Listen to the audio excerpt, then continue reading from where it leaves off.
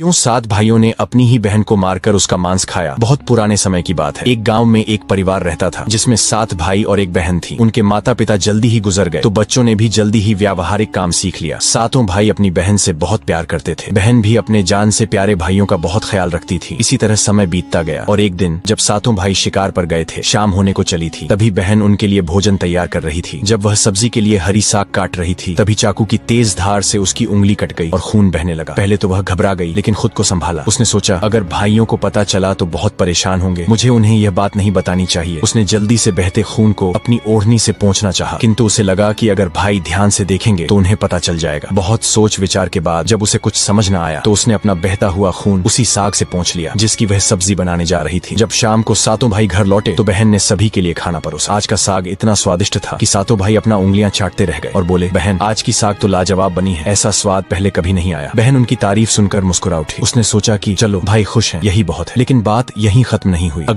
अगली सुबह जब 7 भाई शिकार के लिए जंगल गए तो उसी बात पर चर्चा छिड़ गई कि बहन ने साग में ऐसा क्या डाली थी कि उसका स्वाद इतना लजीज था। सबने तय किया कि आज इसके बारे में बहन से जरूर पूछेंगे। शाम को 7 भाई जल्दी घर लौट आए तो देखा बहन खाना बना रही है। तब बड़ा भाई उसके पास जाकर बोला, बहन तुमने कल साग में ऐसा क्या डाली थी कि उसका स्वाद बहुत ही अनोखा था। बहन पहले तो बात को टालने की कोशिश की लेकिन बड़े भाई के बार बार पूछने पर उसने बता दिया उसकी एक उंगली कट गई थी और उसने अपना बहता हुआ खून उसी साग में मिला दिया था। जैसे ही यह बात 6 भाइयों के कानों तक पहुंची तो मानो उनके चेहरे के भाव ही बदल गए। शाम को जब 7 भाई एक साथ बैठे थे तो बड़ा भाई बाकी भाइयों से कहने लगा, सोचो जब बहन के खून की चंद बूंदें इतनी स्वादिष्ट हैं तो उसका मांस कितना स्वादिष्ट होगा। बाकी भाई भी इस क्रूर विचार पर सहमति जताते हुए बोला, हाँ अवश्य ही, बहन का मांस बहुत ही स्वादिष्ट होगा। अब 6 भाइयों को बहन का मांस खाने की लालसा जाग उठी, परंतु सबसे छोटे भाई को यह सुनकर गहरी बेचैनी हुई। उसने सोचा कैसे हो सकता है कि कोई अपनों के साथ इतना भयानक विचार करे। तभी बड़ा भाई बोला, कल ही हम लोग बहन को शादी का झांसा देकर जंगल ले जाएंगे। और सभी भाइयों ने हामी भरते हुए बड़े भाई की बात मान ली। लेकिन छोटा भाई अपने भाइयों की बातें सुनकर बहुत परेशान होने लगा। वह अपनी प्यारी बहन को बचाने के लिए बेचैन सा हो गया। वह खुलकर इसका विरोध नहीं कर सकता था क्योंकि 6 भाई एक तरफ थे। अगले दिन बड़े भाई ने बहन को बड़े प्रेम से बुलाया, प्यारी बहन तुम अब शादी के लायक हो गई हो। हमने तुम्हारे लिए एक बहुत ही सुंदर और योग्य वर खोज लिया है। आज हम तुम्हें उसका घर दिखाने ले चलेंगे, तुम तैयार हो जाओ। बहन यह सुनकर बहुत खुश हुई। आखिरकार वह भी अपना घर परिवार बसाने का सपना देख रही थी। वह उत्साह से तैयार हुई और अपने भाइयों के साथ चल पड़ी। रास्ते भर बहन खुश थी लेकिन इतनी दूर तक चलने के कारण बहन पूरी तरह से थक चुकी थी। तब उसने बड़े भाई से पूछा, भैया मेरा ससुराल अब कितना दूर है। बड़ा भाई मुस्कुराया और सामने की तरफ इशारा करते हुए बोला, देखो वह रहा तुम्हारा ससुराल, वहाँ तुम रानी की तरह राज करोगी। बहन यह सुनकर बहुत खुश हुई और उत्साह से आगे की ओर बढ़ने लगी। लेकिन जैसे वह थोड़ा आगे बढ़ी ही थी कि अचानक उसके सभी भाइयों ने उसे पकड़ लिया। बहन कुछ समझ पाती उससे पहले ही भाइयों ने उसे पेड़ से बांध दिया। भैया ये क्या कर रहे हो, उसने घबरा कर पूछा, पर उसके भाइयों के चेहरे पर अब किसी प्रकार की दया या प्रेम नहीं था। बड़े भाई ने आदेश दिया, इसे कसकर बांध दो। अपने सभी भाइयों को हत्यारे के रूप में देखकर बहन का हृदय दहल उठा। वह फूट फूट कर रोने लगी और भगवान को याद करते हुए कहने लगी, हे भगवान मेरे अपने ही भाई मेरी हत्या करना चाहते हैं, क्या इनमें से कोई भी मेरे लिए दया या प्रेम नहीं रखता। उसकी बातें सुनकर छोटे भाई की आंखें भर आईं। उसका हृदय कांप उठा लेकिन 6 भाइयों के खिलाफ जाने की हिम्मत उसमें नहीं था। बहन को बांधने के बाद बड़े भाई ने सबको बारी बारी से उस पर बाण से प्रहार करने का आदेश दिया। बड़ा भाई अपनी बहन पर पहला तीर चलाने ही वाला था तभी बहन भाई के सामने करुण स्वर में गाना शुरू कर दी, मारो मारो भैया, छाती में लक्ष्य करके भैया, छाती में लक्ष्य करके, तुम्हारा तीर जंगल को जाएगा भैया। बड़े भाई ने कठोरता से तीर चलाया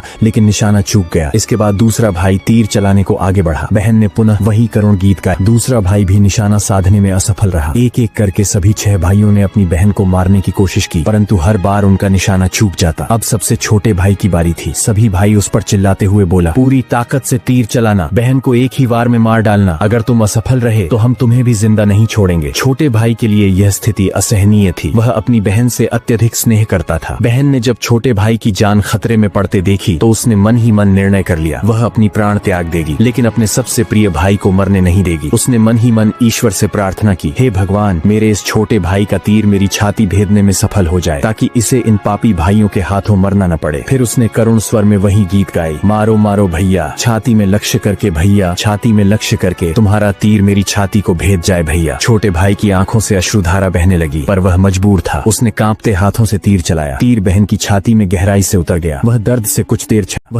कुछ देर छटपटाती रही और फिर उसकी आंखें हमेशा के लिए बंद हो गईं। 6 भाइयों ने अपनी कुटिल योजना को सफल होते देखा तो उनके चेहरे पर क्रूर मुस्कान आ गई। अब 6 भाइयों ने मिलकर बहन के शव को टुकड़ों में काट डाला। बड़े भाई ने छोटे भाई को जंगल से लकड़ी और पानी लाने को कहा। छोटा भाई भीतर ही भीतर बहुत ही ज्यादा चिंतित था। उसकी आंखों के सामने उसकी प्रिय बहन की शव को टुकड़ों में काट उसके मांस को पकाया जा रहा था, लेकिन वह असहाय था। जब वह जंगल गया तो पानी और लकड़ियों के साथ कुछ मछलियां और केकड़े भी ले आया। उसने मन ही मन सोचा, मैं अपनी बहन का मांस नहीं खा सकता, लेकिन अगर मैंने विरोध किया तो ये निर्दयी भाई मुझे भी मार डालेंगे। जल्द ही चावल और मांस तैयार हो गया और भोजन परोसा गया। सभी भाई मांस खाने के लिए उत्सुक थे। छोटे भाई ने चुपके से अपने खाने की जगह एक गड्ढा खोद रखा था। जैसे ही उसकी थाली में बहन का मांस परोसा गया, उसने बिना किसी को दिखाए मांस को गड्ढे में डाल दिया और मछली केकड़ा खाने लगा। बाकी के सभी भाई अपनी बहन की हड्डियां चबा रहे थे। जब सभी का पेट भर गया तो बड़े भाई ने छोटे भाई से कहा, अब यह जूठन साफ करो। छोटे भाई ने बहन की हड्डियां व बाकी अंगों को इकट्ठे किया और चुपके से उसी गड्ढे में डालकर मिट्टी से ढक दिया। समय बीतता गया। उस जगह से एक बांस का पौधा उग आया और धीरे धीरे वहाँ बांसों का समूह बन गया। फिर एक दिन एक संत वहाँ से गुजर रहे थे, तभी उनकी नजर बांस के समूह पर पड़ी, जो कि बहुत बड़ी और घनी थी और ये बाकी बांसों से थोड़ा अलग प्रतीत हो रहा था। तो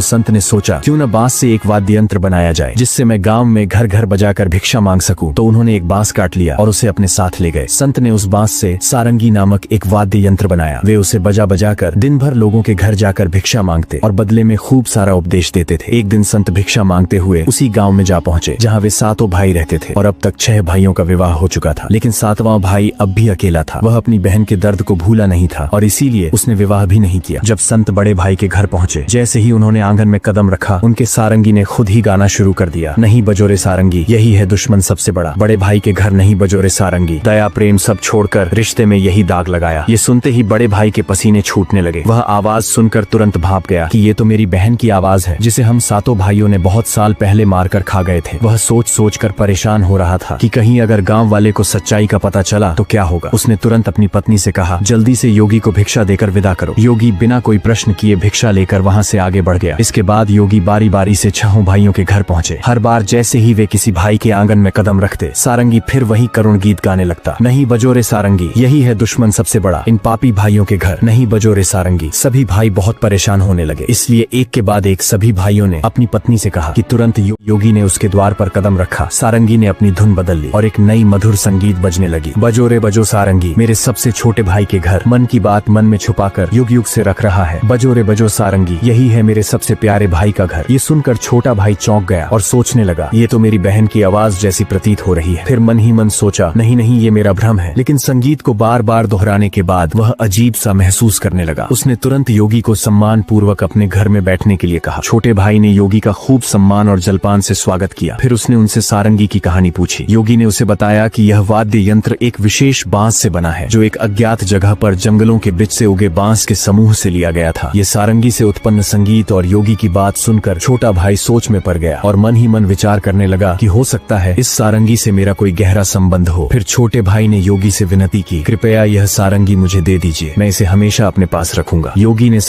कृपया यह सारंगी मुझे दे दीजिए, मैं इसे हमेशा अपने पास रखूंगा। योगी ने सहानुभूति से उसकी ओर देखा और बिना कोई सवाल किए वह सारंगी छोटे भाई को सौंप दिया और वहाँ से चला गया। योगी के जाने के बाद छोटे भाई ने सारंगी को एक पवित्र स्थान पर रख दिया। उसने उसे धूप दीप जलाकर सम्मान दिया जैसे वह कोई पूजनीय वस्तु हो। लेकिन कुछ ही दिनों में उसने अपने घर में एक अजीब सा बदलाव महसूस किया। हर दिन जब वह काम से लौटता तो देखता कि घर के सारे काम हो चुके हैं, घर एकदम साफ सुथरा मिलता, बर्तन भी साफ होते थे। शुरू में उसने सोचा कि शायद कोई पड़ोसी या भाभियां मदद कर रही होंगी, लेकिन जब यह सिलसिला रोज रोज दोहराने लगा तो उसका संदेह बढ़ने लगा। उसने अपनी भाभियों के घर जाकर पूछा, क्या मेरी गैर मौजूदगी में आप लोग मेरे घर की सफाई करती हैं? भाभियां चौंक गईं, हमें तो अपने ही घर के कामों से फुर्सत नहीं मिलती, तुम्हारा घर हम कैसे साफ करें? अब छोटे भाई की जिज्ञासा बढ़ गई। उसने सच जानने का फैसला किया। जब रात हुई तो वह बिना आवाज किए घर के एक अंधेरे कोने में छुप गया। आधी रात के करीब एक हल्की सरसराहट सुनाई दी। छोटे भाई की सांसें थम गईं। कुछ ही क्षणों में सारंगी से हल्की रोशनी निकलने लगी। अचानक सारंगी के भीतर से धीरे धीरे एक परछाई सी उभरी जो धीरे धीरे एक लड़की की आकार लेने लगी। छोटे भाई ने जो अपने आंखों से देखा वो अविश्वसनीय था। सारंगी से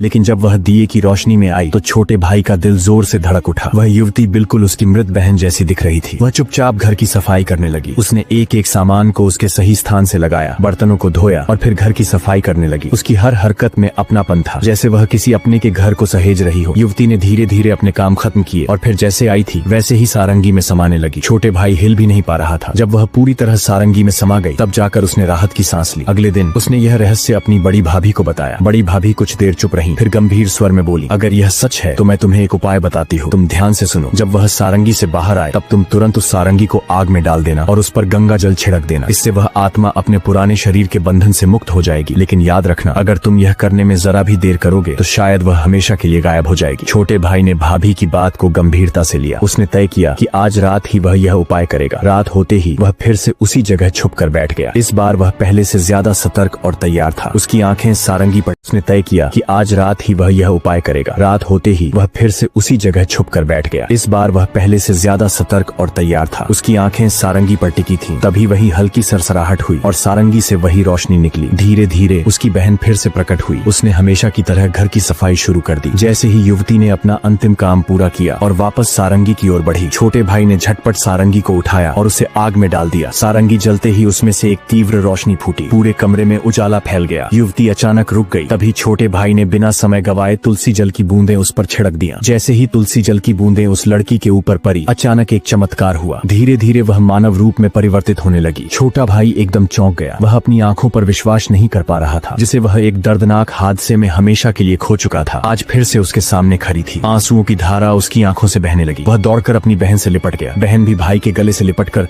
जोर जोर से रो पड़ी। दोनों एक दूसरे को देखकर फुट फुट कर रो रहे थे। छोटे भाई ने अपनी बहन का हाथ थाम लिया, जैसे वह कभी उसे दोबारा खोना नहीं चाहता था। लेकिन कहानी यहीं खत्म नहीं हुई। छोटे भाई ने तय किया कि वह अपने 6 भाइयों को उनके पापों का एहसास कराएगा। छोटे भाई ने पूरे गांव वाले को इकट्ठा किया। उसके चेहरे पर दर्द और आंखों से आंसुओं की धारा बह रही थी। उसने कांपती आवाज में कहना शुरू किया, आज मैं आप सभी को एक बहुत बड़ा सच बताने जा रहा हूँ। एक ऐसा सच जिसे सुनकर आपके रोंगटे खड़े हो जाएंगे और आपको अपने ही परिवार से भरोसा उठने लगेंगे कि कोई अपनों के साथ भी ऐसा कर सकता है। लेकिन मैं ऊपर वाले से यही दुआ करता हूँ कि ऐसा किसी के साथ न हो। फिर छोटे भाई ने बताना आरंभ किया, मेरी बहन जो वर्षों पहले मर चुकी थी, उसकी मौत कोई हादसा नहीं थी, बल्कि मेरे अपने ही 6 भाइयों ने उसे शादी का झांसा देकर जंगल में ले गया और मेरे ही हाथों बहन की हत्या। एक ऐसा सच जिसे सुनकर आपके रोंगटे खड़े हो जाएंगे और आपको अपने ही परिवार से भरोसा उठने लगेंगे कि कोई अपनों के साथ भी ऐसा कर सकता है। लेकिन मैं ऊपर वाले से यही दुआ करता हूँ कि ऐसा किसी के साथ न हो। फिर छोटे भाई ने बताना आरंभ किया, मेरी बहन जो वर्षों पहले मर चुकी थी, उसकी मौत कोई हादसा नहीं थी, बल्कि मेरे अपने ही 6 भाइयों ने उसे शादी का झांसा देकर जंगल में ले गया और मेरे ही हाथों